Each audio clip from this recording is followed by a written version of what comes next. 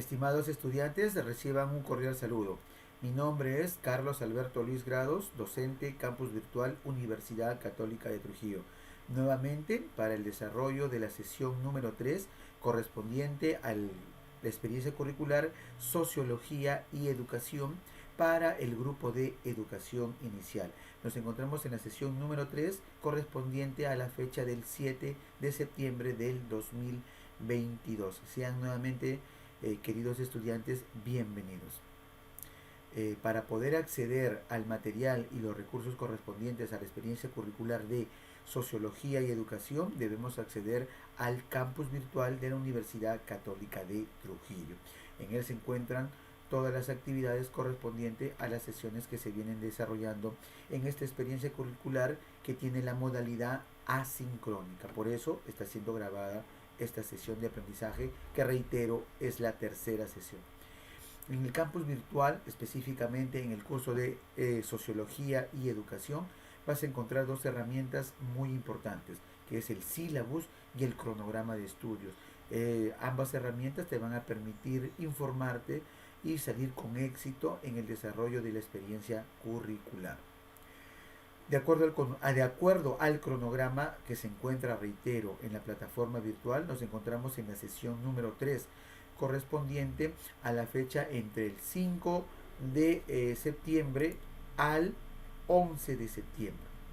El día de hoy vamos a desarrollar el tema relacionado a enfoques utilizados por la sociología de la educación. Siempre haciéndole recordar los criterios de evaluación.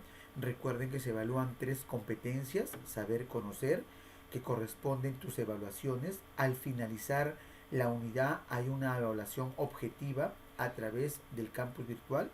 El saber hacer son tus actividades. Por ejemplo, de acuerdo al cronograma vamos a desarrollar ya 3 sesiones. A la fecha tienes 2 actividades. La primera actividad es correspondiente a elaboración de un mapa conceptual y la segunda actividad corresponde a la participación de un foro. El día de hoy, la tercera actividad también es la elaboración de un cuadro comparativo que más adelante voy a detallar. Entonces, el saber hacer corresponde a tus actividades, el saber conocer corresponde a tus exámenes.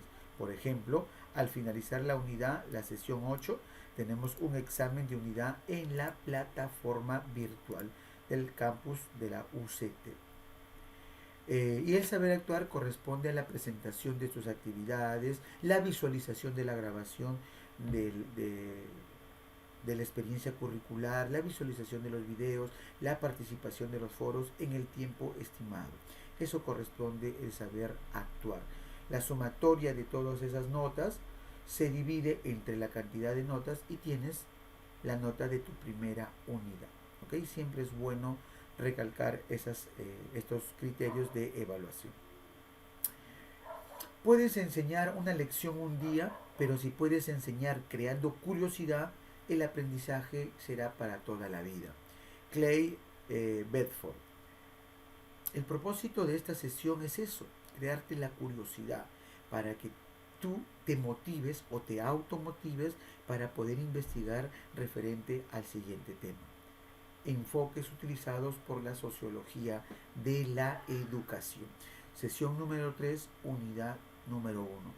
Como toda sesión, tiene sus propósitos, tienen sus resultados de aprendizaje y sobre todo su evidencia de aprendizaje, que como bien señala, me va a permitir evidenciar, recoger información de si aprendiste o lograste desarrollar la competencia que se propuso para el día de hoy.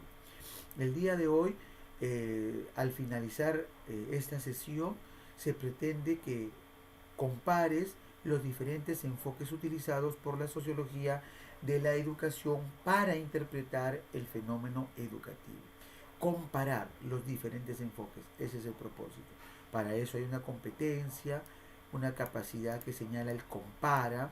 El tema que vamos a desarrollar el día de hoy, enfoques utilizados por la sociología de la educación, tenemos un resultado. El resultado es que en esa comparación señales semejanzas y diferencias entre los enfoques de la sociología de la educación. Para eso vas a elaborar un cuadro comparativo que viene a ser tu tercer producto, tu tercera evidencia de aprendizaje. ¿Okay? Eso es lo que vamos a lograr en esta sesión de aprendizaje.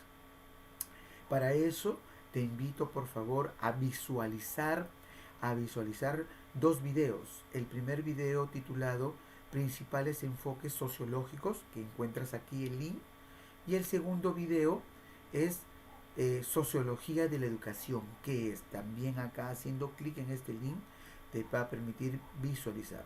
El primer video busca o tiene como propósito responder la siguiente interrogante: ¿qué busca la sociología? ¿Qué es lo que busca la sociología como ciencia? Recordemos que la sociología busca interpretar las relaciones que se dan en una sociedad, busca interpretar a las instituciones que figuran o que se encuentran en una sociedad. Cuando vas a visualizar el video, vas a tener bien claro la respuesta a qué busca la sociología. El siguiente video, que lleva por título Sociología de la educación, te va a dar a entender qué busca la sociología de la educación. Recordemos que la sociología de la educación es una rama de la sociología que se ocupa del fenómeno educativo. La sociología de la educación nos va a permitir entender, interpretar, analizar cómo se da el fenómeno educativo dentro de una sociedad, dentro de una nación. ¿Okay? Entonces, al visualizar el presente video, vamos a poder responder a la pregunta: ¿qué busca la sociología de la educación? Para el día de hoy vamos a analizar, a comparar, vamos a identificar en esta exposición cuáles han sido los enfoques que ha utilizado la sociología de la educación para comprender el fenómeno educativo. Lo he dividido en dos partes. El día de hoy vamos a analizar acerca de los autores clásicos de la sociología de la educación. Estos autores clásicos que con su teoría, con su interpretación, van a poder interpretar el fenómeno educativo.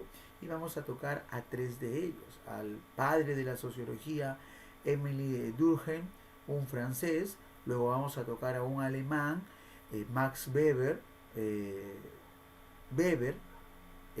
un alemán, quien también aporta la sociología de la educación; y al final vamos a tocar a Karl Marx, ¿no? Este alemán de origen judío, que también tiene su aporte a la educación.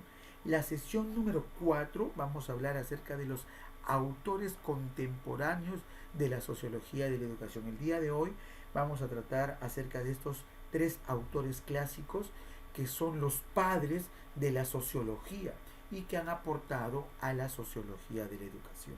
Sin más preámbulo, iniciamos analizando o argumentando, dando a conocer las características sociológicas del pensamiento del fundador de la sociología como ciencia, quien es Émile Durkheim, este francés de apellido Durkheim, ¿no? Cuando nosotros tratamos de interpretar, de entender el pensamiento sociológico del francés Durkheim, tenemos que entender que Durkheim analiza la sociedad a través de sus instituciones socializadoras, como son, por ejemplo, la familia, el Estado, la Iglesia. Durkheim, para analizar su sociedad, la que él vive entre finales del siglo XIX e inicios del siglo XX, analiza los pautas o patrones socioculturales que impone la sociedad a través de sus instituciones socializadoras, como son, por ejemplo, la escuela, el Estado, la familia. Durkheim analiza la importancia que tienen estas instituciones para el comportamiento de las personas.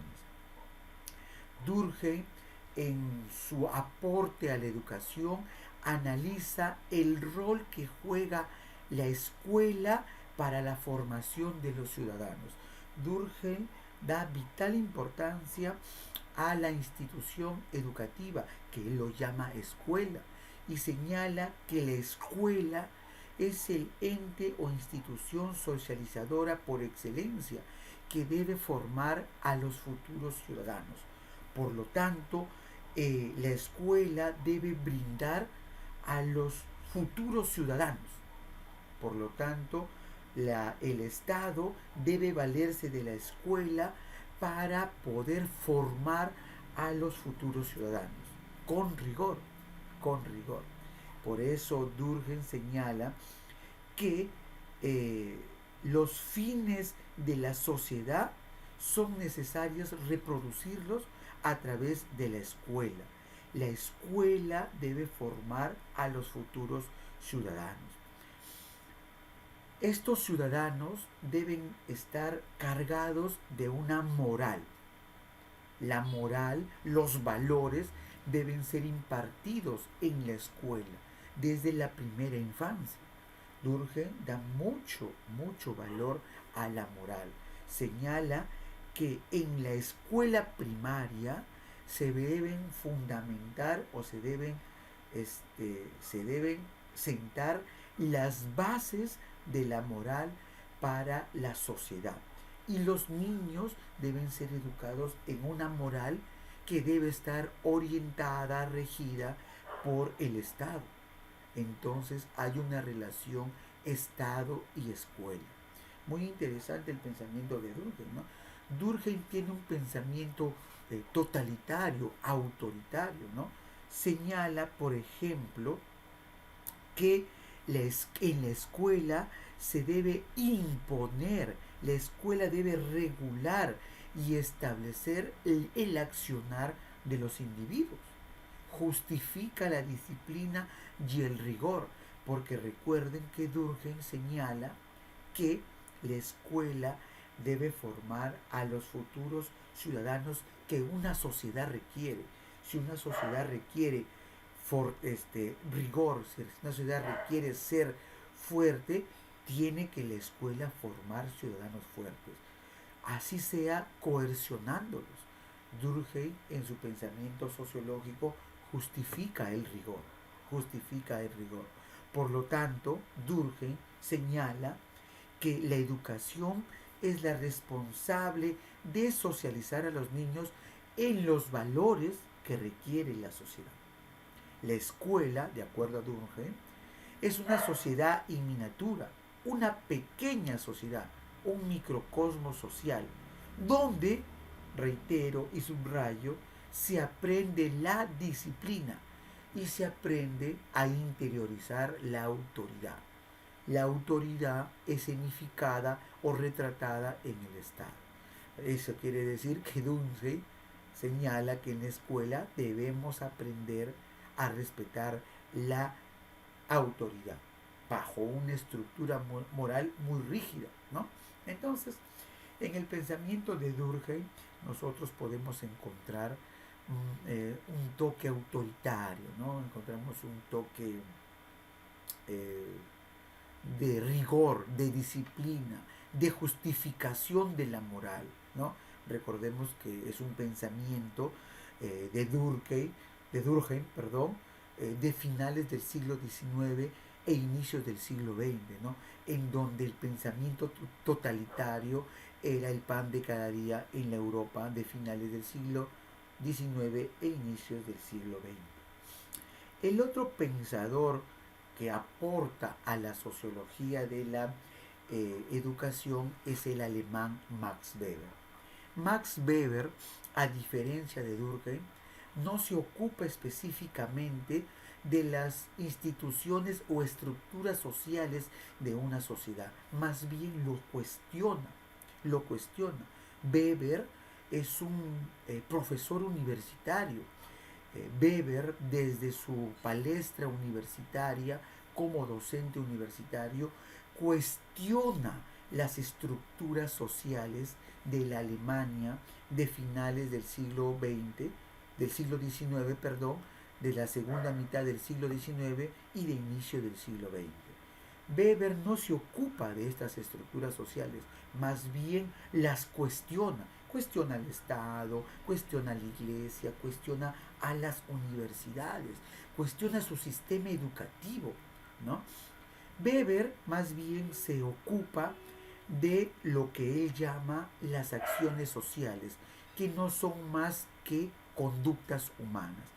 Weber, a diferencia de Durkheim, del francés Durkheim, no se ocupa del análisis de estas instituciones socializadoras por excelencia, sino se ocupa de las causas de la conducta humana, de lo que motiva a la conducta humana y qué consecuencias tiene esta conducta humana, qué motiva el accionar de las personas en una sociedad y qué efectos o qué consecuencias tienen estas conductas humanas.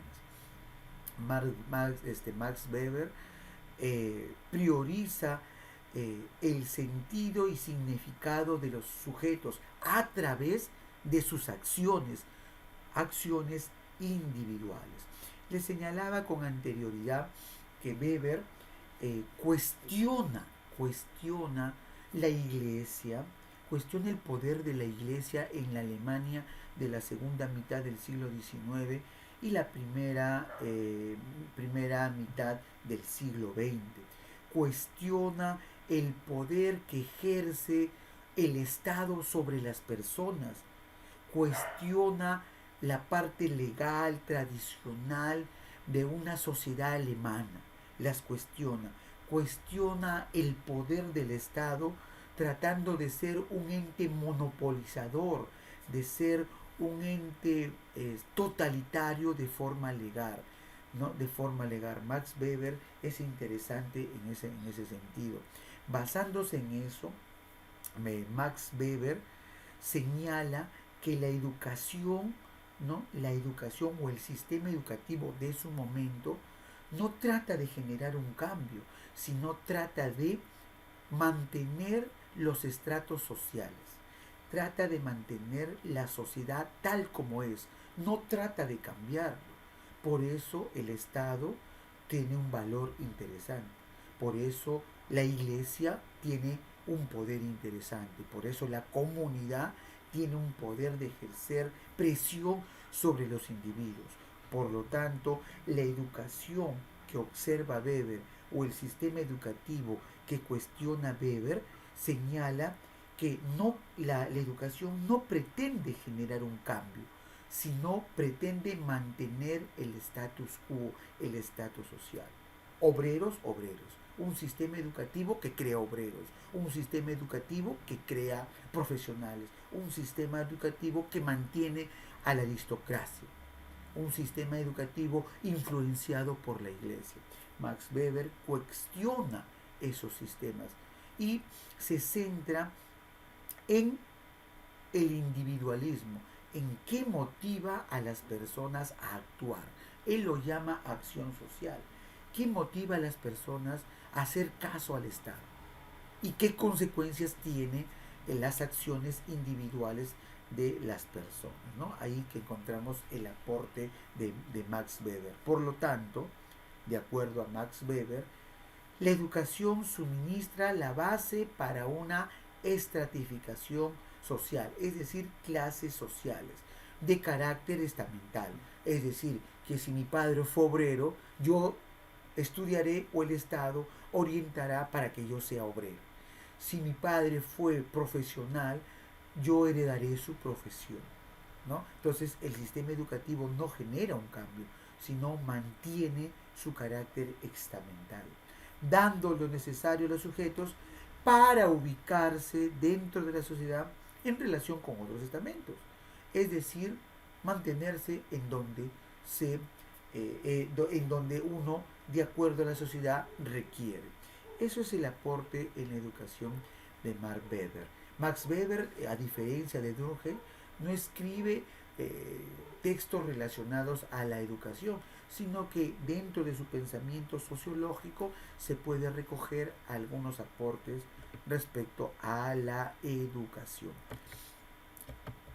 El siguiente autor es Karl Marx. permítame ubicar a Carlos Marx. Ahí está. Carlos Marx es un judío, es un alemán de origen judío. Carlos Marx es el fundador de lo que hasta ahora conocemos como marxismo. Es una corriente filosófica, sociológica, política. Carlos Marx es uno de los autores políticos más influyentes de su época, que hasta ahora sigue vigente. La teoría de de Karl Marx lo podemos resumir en dos partes, en dos fundamentos teóricos. La primera es la famosa lucha de clases, ¿no? De acuerdo a Marx, la historia de la humanidad se debe a lucha de clases.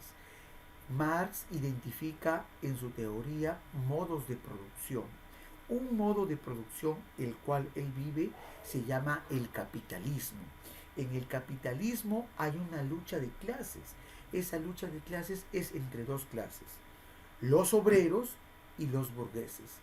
Los obreros tienen fuerza de trabajo, mientras que los burgueses tienen los medios de producción. Los burgueses aplican a los obreros lo que Marx identifica como la plusvalía del trabajo, es decir, el pago no remunerado por el trabajo realizado por los obreros. Los obreros solamente tienen su fuerza de trabajo en un sistema de capitalista, y esa fuerza de trabajo es explotado por la clase burgués, que tiene los medios de producción. ¿Cuáles son esos medios de producción? Tienen el dinero, tienen el capital, tienen las fábricas. La lucha de clases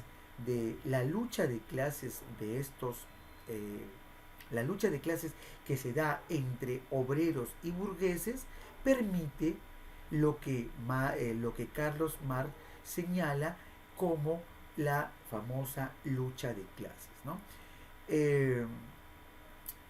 A partir de su pensamiento sociológico podemos identificar algunos aportes a la educación de Carlos Marx. Carlos Marx señala que la educación burguesa sirve para perpetuar el poder del capitalismo, no genera un cambio. Entonces, el sistema educativo en un modelo capitalista sirve para perpetuar el poder de la burguesía, es decir, formar burgueses, ¿no?, que mantienen su poder político, su poder económico y su poder ideológico. Ese es el aporte que realiza Carlos Marx, ¿no?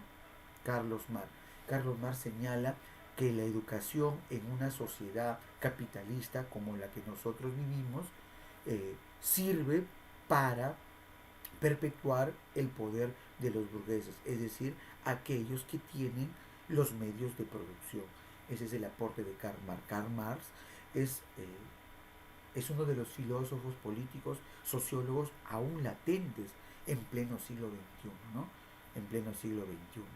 Entonces, a partir del pensamiento sociológico de estos pensadores, tu actividad es elaborar un cuadro comparativo, ¿ok? Te voy a señalar el procedimiento para la presentación de este cuadro comparativo.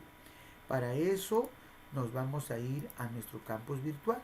Ahí estamos, miren, estamos en el campus virtual, educación inicial, sociología y educación. Nos vamos a ir a la semana 3, ahí está, semana 3, ya está habilitado. Enfoques utilizados por la educación, aquí está el material, te voy a enseñar el material, lo puedes descargar el material, o sea, lo que yo utilizo para exponer tú lo puedes descargar, ahí está, miren. La grabación de la videoconferencia que estás viendo en estos instantes va a estar acá, en donde dice videoconferencia temática, haces clic y ahí te va a aparecer la grabación que estás viendo ahora.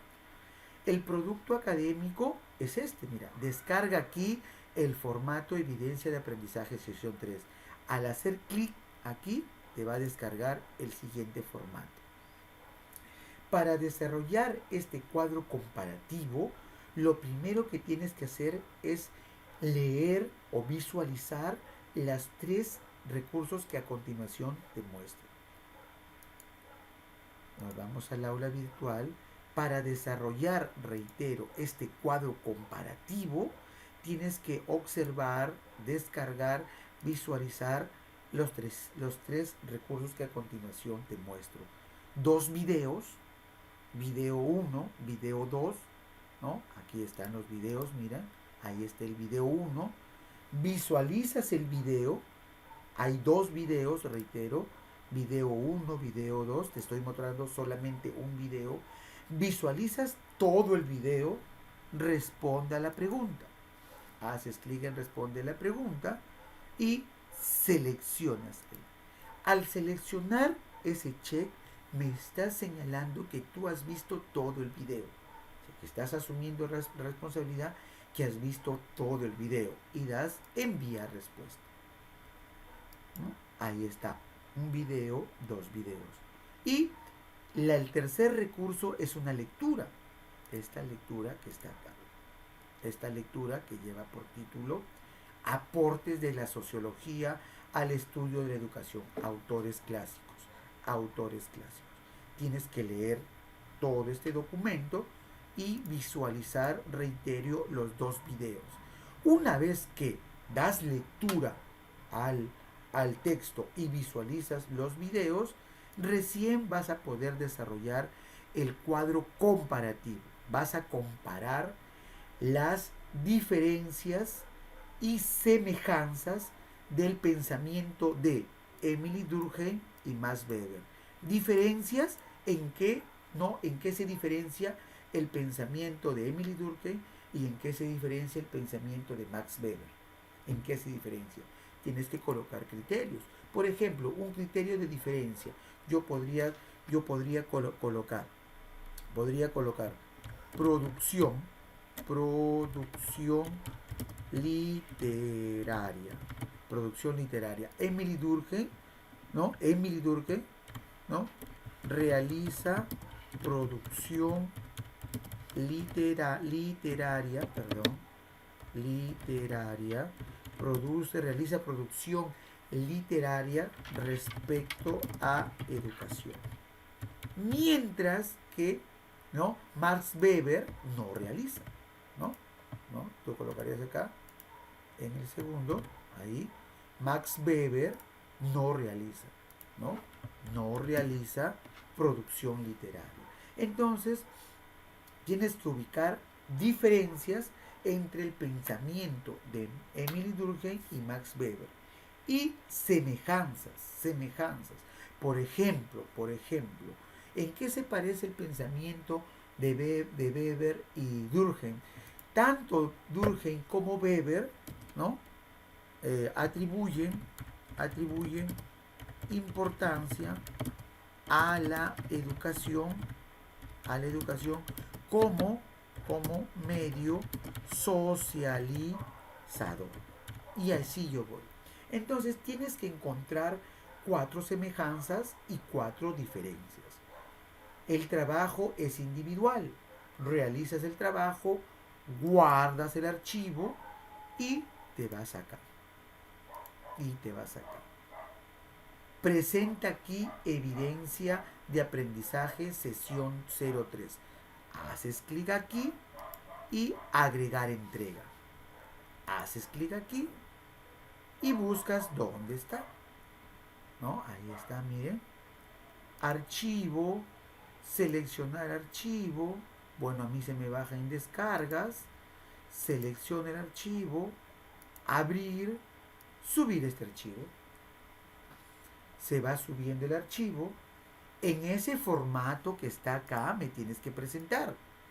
Ahí está el archivo, guardar cambios. ¿Hasta cuándo tienes para presentar esta actividad?